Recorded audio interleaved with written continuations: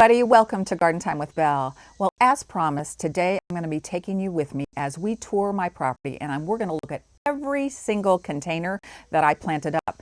These containers were planted up over 12 weeks ago, and here we are. It's nearly August, and most of them are still going strong. I also tried this year to take photographs of each of my containers on a monthly basis. So I'm going to try to put some photos up also as we tour the property so that we can look at the changes that these containers have made over time. I'll be sure to share with you all the way that I like to maintain my containers so that they continue to pump out blooms all summer long. And we're going to look at the good, the bad, and the ugly. Some things didn't make it, and we'll talk about why I think that is and lessons that I can learn from this year's containers that I can take with me as I dream about next year's containers. So before I turn the camera around and show you the first set of containers here on our front porch, I'm going to invite everybody out there to please like and subscribe to my channel. Doing that helps me grow my channel. It helps me reach more gardeners just like you. And lately, thank you to those of you that have been leaving comments and connecting with me through my videos. It has been really fun connecting with you, but also learning from you and hearing about what is happening in your part of the world. All right, let's take a look at these two containers. These are my concrete urns on the west side of my house. This is a very nice deep porch, and so these urns don't get a lot of sun, maybe an hour towards the end of the day, and you can see, look what's happened. So I was coming in here earlier just checking out my containers, and when I lifted up the foliage on this strawberry drop coleus, the branches broke. But actually that's okay, because here's the deal with this. I planted one dragonwing begonia, so pretty, and one strawberry drop coleus, so vigorous that first of all, you can't even see the urns, and secondly, so vigorous that they gobbled up the one dragonwing begonia in the back. So what do I think? Here's what I think. I love strawberry drop coleus for its vigor, but not in this container. In fact, I see them more as a spreader than a trailer, even though drop is in the name. It definitely drops down, but it also, grows up fairly tall. And if I come in here close, maybe you can see I've had to cut this back, the top back over and over and snip it back to give my begonias in the back a fighting chance. So next year, I'm going to use strawberry drop coleus. I'm just not going to use it in this kind of a container. I'm going to actually put it in the landscape, and I think it's going to be amazing. All right, I want to show you another pair of containers, and they are right here. You can see behind me, they're on the north side of the house on either side of our garage door. So I'm going to turn the camera around and give you a close-up look and see how these self-watering tall containers are doing here 3 months later. Let's take a close-up look at these two containers, and I could not be happier. Look at this. This is one plant. This is the Velveteen Coleus. One plant and some beautiful chartreuse creeping jenny. So that chartreuse against the coleus, and if we come in close, look at the edges of this velveteen. It has that beautiful chartreuse color as well. I'm going to walk down here. We're going to get into some sun and show you the other one. These are some containers that we have had for years, and they are self-watering, which basically means that this lower section from about here down is filled with water, and then the soil's up, of course, on the top, and then I only have to water these planters, even in the hottest part of summer, maybe once a week. So let me come in here close and show you again.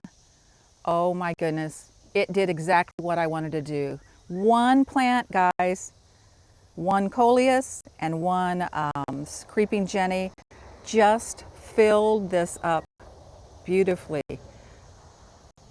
Hopefully I'll put some pictures on the screen so you can see how I like to start small with just a few plants and let them fill in. So that's my encouragement. Save money, everybody. Don't pack your containers full. It is not necessary. There is no way this would look this good if I had crammed it full of a ton of plants. Like, there's no way. And here's the other thing I want to share with those of you that might like to grow coleus. Coleus, oh, hello, skink. Oh, shucks. Don't be camera shy. Where are you? You see him back there?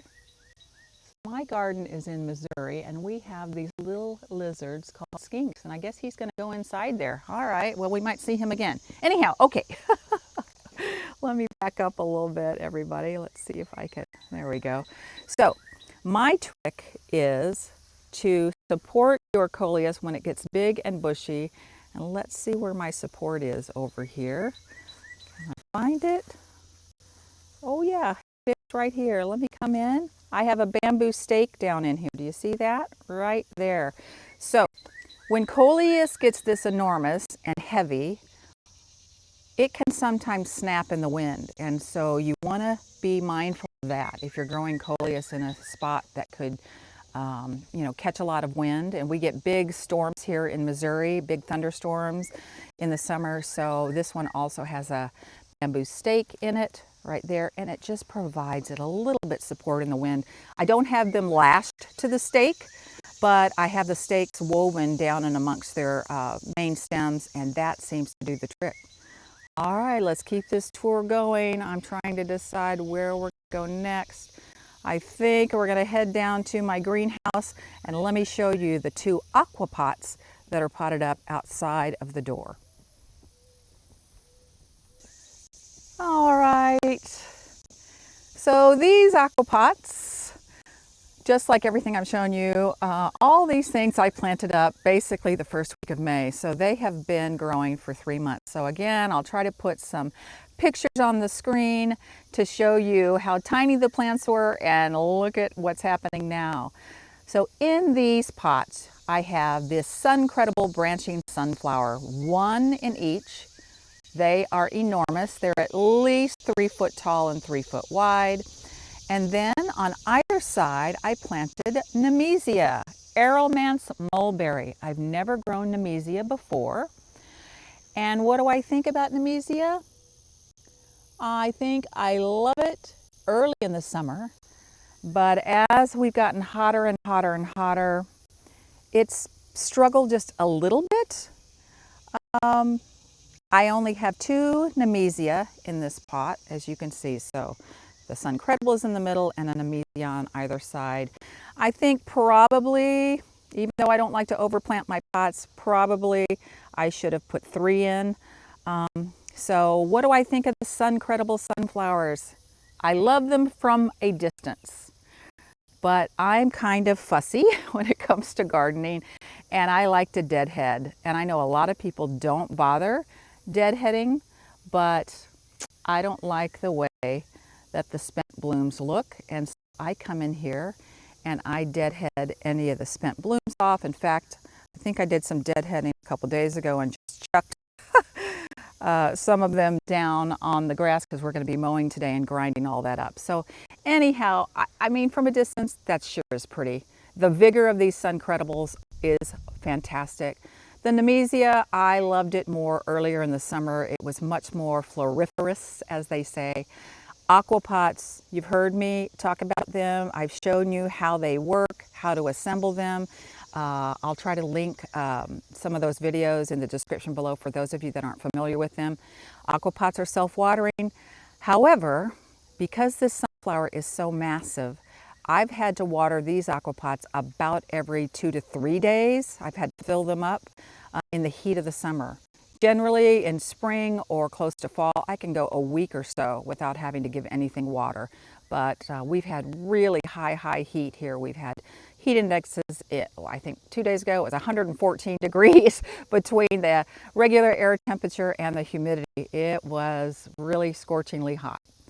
All right, so we're going to head for our tour of containers and updates. We're going to go to the back of the house, which is east facing, and the sun is just rising. So I'll pan over here so you can get oriented.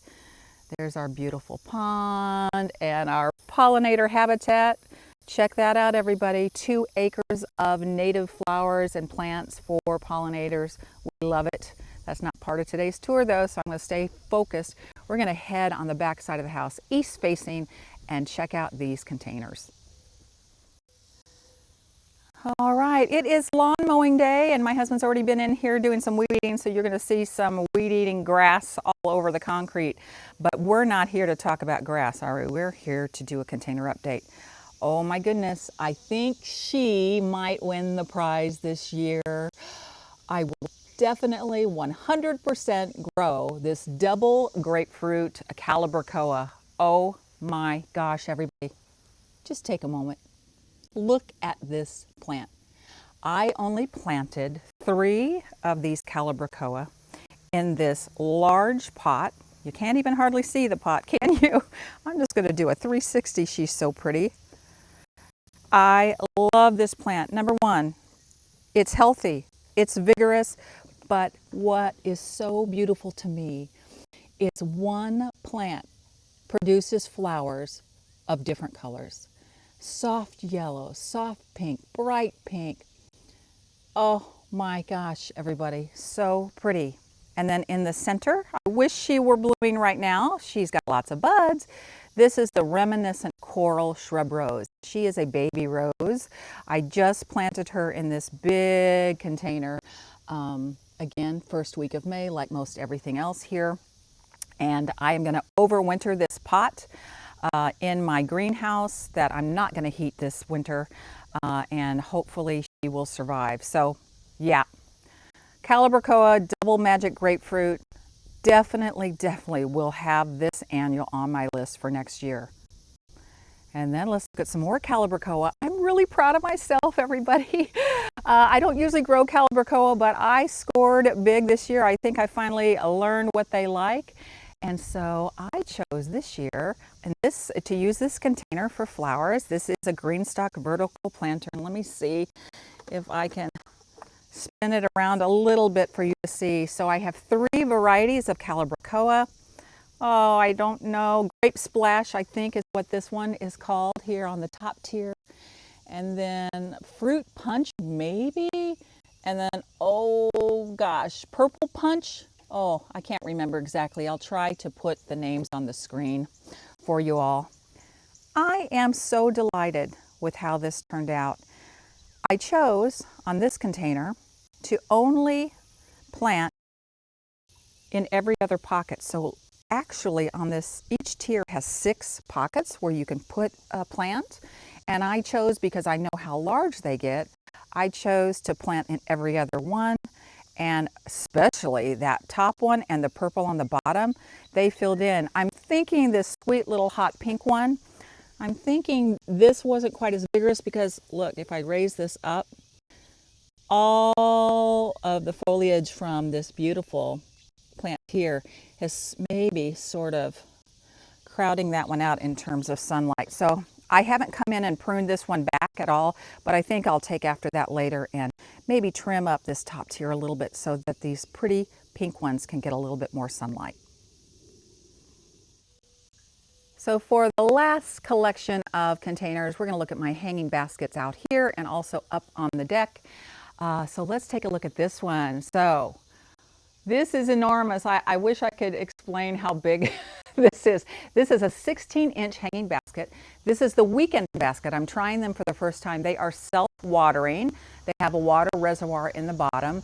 And in this, I have super cals. I've never grown super cals, so this has been really fun. I did this as my red, white, and blue homage to our 250th anniversary. So I've got the super cal red, the super cal blue, and for my white, some diamond frost euphorbia. And as you can see, the diamond frost euphorbia got gobbled up by the super cals, but the super cals did absolutely spectacular. I put them in a weekender basket. These weekender baskets are brand new to me. They're 16-inch wide, and supposedly, as the name implies, weekender, the idea is you should only have to water these pots about every 3 days. However, with our massive intense heat that we've had, I've had to water these every other day, which is so surprising. I thought they would hold water a little bit longer. So I just think maybe it's unfair of me to expect too much when heat indexes are, you know, in the low 100s. Any plant's going to suffer a little bit. So, but I'm very pleased with its plant selection here, and I'm moderately pleased with the self-watering component of these baskets. Here we are up on the deck. We were just right down there, and so we come up here to see a few more containers. Hanging baskets from the corners right here. I have been doing this for years and years. They're the coco coir baskets, and in this basket, I try to mix that, I think they call them recipes from Proven Winners. I went online, and they had you put the yellow, double yellow calibrachoa with, I think this is the Royal Velvet Petunia, and a little periwinkle blue lobelia. And as I expected, the lobelia didn't like it when it started getting super duper hot here, and that's okay. I've already pulled the lobelia out. Would I do this mix again? Not with the lobelia, but certainly the purple and yellow together. When you combine those two colors, it is striking. And I actually have shared with you all some color theory stuff, the color wheel, and when you put together things that are opposite on the color wheel, that contrast is striking and beautiful.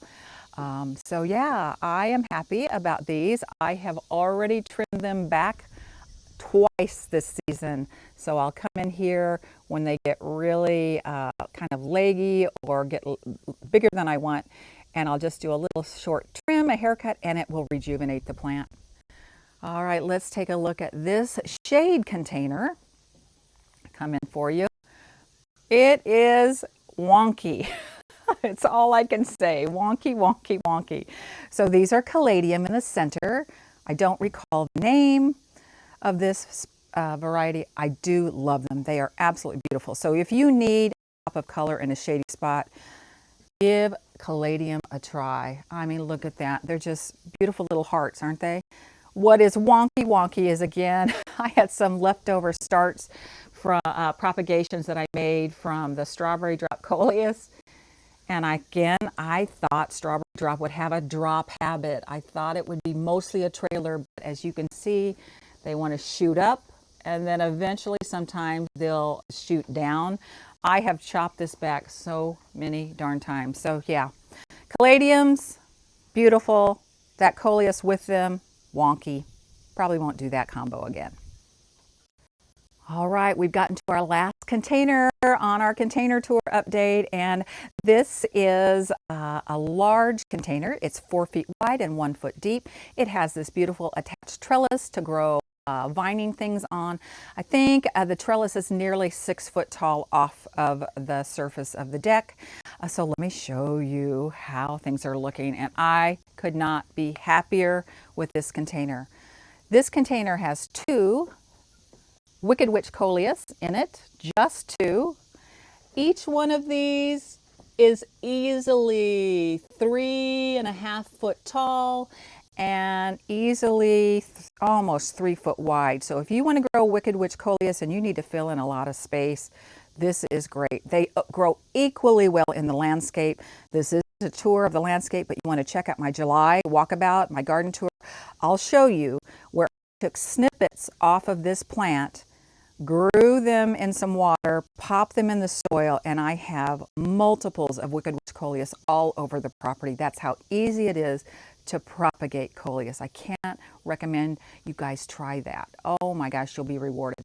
Okay, so we've got the 2 Wicked Witch coleus, and then on either end, the Surefire Rose Begonia. The beauty of this plant is, number 1, it's lovely and so pretty, but also this plant does well in sun or shade or anything in between. I can attest to that. I've grown it in all those conditions, and it never ever disappoints. So I popped one of those. They're getting gobbled up a little bit, so I'm going to come in later today, prune out some of this coleus to get some more, so we can see that one. This one over here on the other end is mostly in the shade. It's shaded by the big plants around it, and it's doing really well. And then the other 2 plants I have in here on the bottom are some Creepy Jenny, and I chose that beautiful chartreuse plant to pair with all of this chartreuse edging, and I just could not be more happy with this combo. And then you're going to see the strawberry drop coleus again. I took 2 tiny little snips off the mother plant and shoved them in the corners, and I've already had to cut it back numerous times. So yeah, I am very, very pleased with this container. What I hadn't shown you actually is I had some English ivy in my greenhouse in a big terracotta pot. I yanked it out of there and I planted it in here to grow up to be my sort of evergreen, and it actually has grown quite a bit. You can't see a lot of it because the coleus is enormous, but I could not be happier with how this particular container turned out. Yeah, and the last thing you might want to know about this particular container, you need to know about the sun conditions. So all of these plants in here grow equally well in sun or shade. However, this particular spot on our back deck, this gets about 5 hours of sun, I would say. Not really harsh sun, but it gets the morning sun, and then it's pretty much shaded from about 1 o'clock on for the rest of the day. And these plants are just loving this spot. That is for darn sure.